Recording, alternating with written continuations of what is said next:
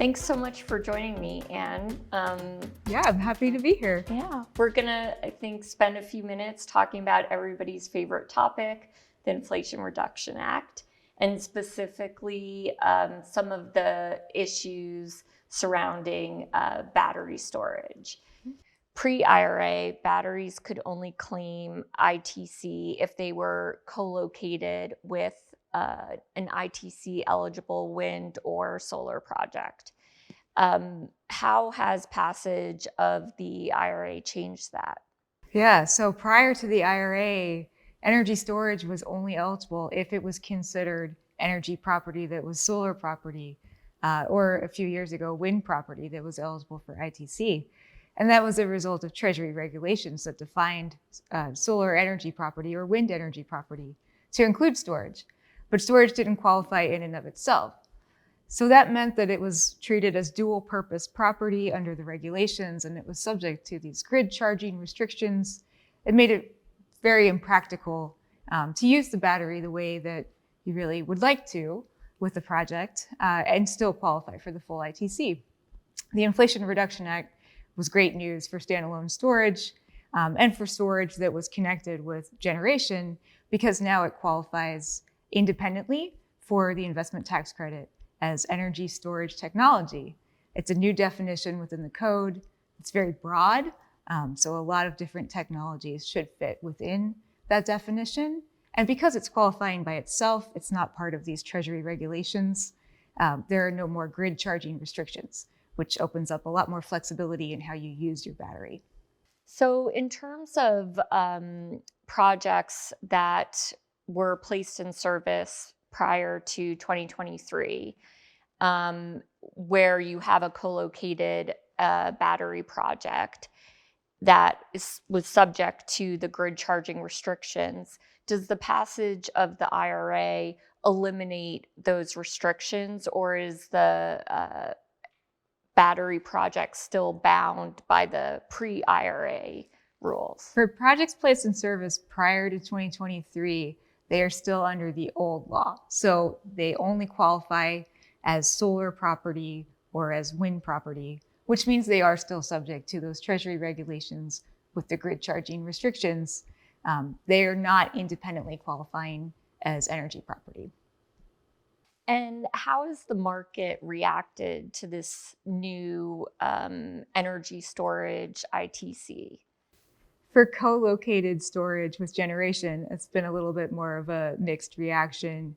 There's a no double dip rule that says that energy property doesn't include anything that's part of a qualified facility that takes a PTC. And so that has created some ambiguity about whether you could have a project that includes a battery claiming ITC while you have solar that is taking the PTC. So how does that affect projects where you have a co-located battery with a solar project? Can the solar project elect to take PTCs and the storage project take ITCs? So our view is that we think that you can do that the generation side, the solar side, can qualify as a qualified facility that's eligible for PTC, while the battery is qualifying as energy storage technology that is energy property eligible for ITC. And those two things can happen separate from each other.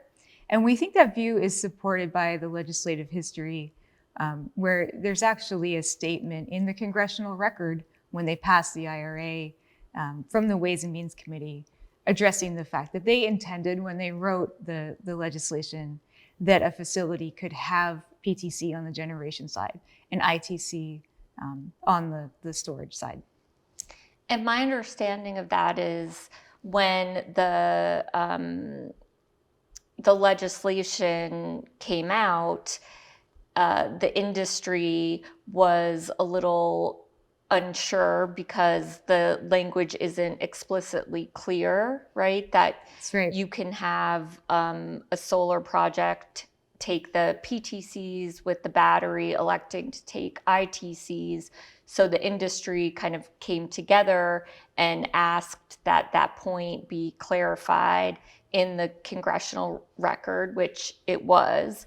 So with that clarification, is there still a question that you have to have the battery follow whatever election that the solar project makes, that you can't have this split between PTC, ITC? There is still a bit of a question because legislative history is very informative and helpful in understanding the process of how the legislation came to be. But it is not necessarily authoritative, particularly in various courts, should the question get put through a litigation context. And so I think for some in the industry that the legislative history helps to answer the question. But what would help even more is having some guidance from the IRS, particularly if that guidance is consistent with the legislative history, which we would expect that it likely will be.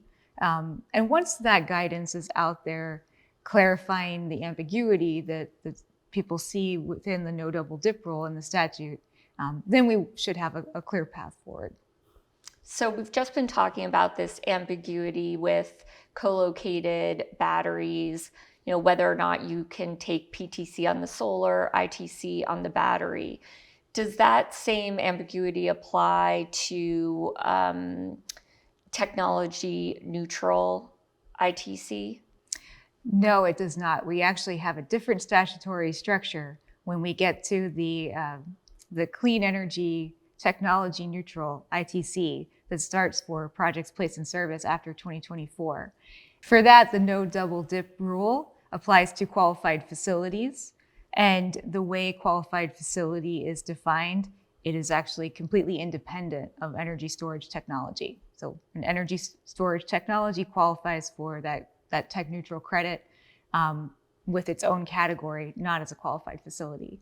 And so that means that the no double dip rule does not create the same type of ambiguity. And it's clearer there that you can do the PTC on the generation and the ITC on the storage, which is another reason why we think that our current structure with our current ITC and current PTC is meant to be applied the same way as our future technology neutral ITC and PTC. So we have this statement in the legislative history that indicates that the intention is to be able to split PTC and ITC between the generation project and the battery. When do we think that the IRS will clarify this point for the industry? We expect that they are trying to issue a lot of guidance this year on the IRA. There are certainly many questions that need to be answered, and no indication officially of what that timing is or in what order they're going to answer questions. But we do expect that as they are able to answer questions, they will be issuing guidance formally and informally, and really trying to help taxpayers as much as they can this year. So the ambiguity we've been talking about between claiming PTC on the generation asset and ITC on the battery is just one of many ambiguities with the IRA.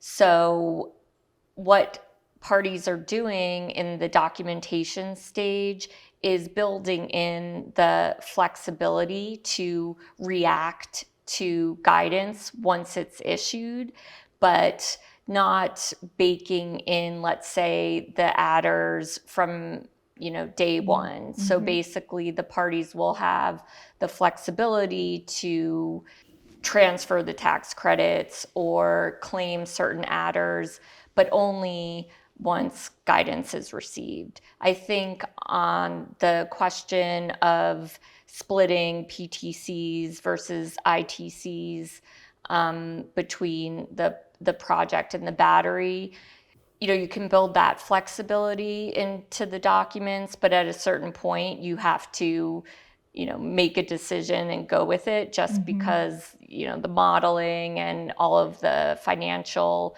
aspects of the deal, depend on whether or not you're claiming a PTC or an ITC. So it's an interesting question, but I think that a lot of tax equity investors will want the firm guidance before they maybe go down that path. I think you're right. I agree with you.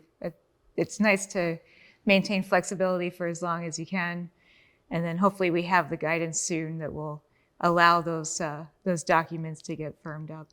Well, thank you so much for joining me for this discussion today. Yeah, happy to be here. Thanks for having me.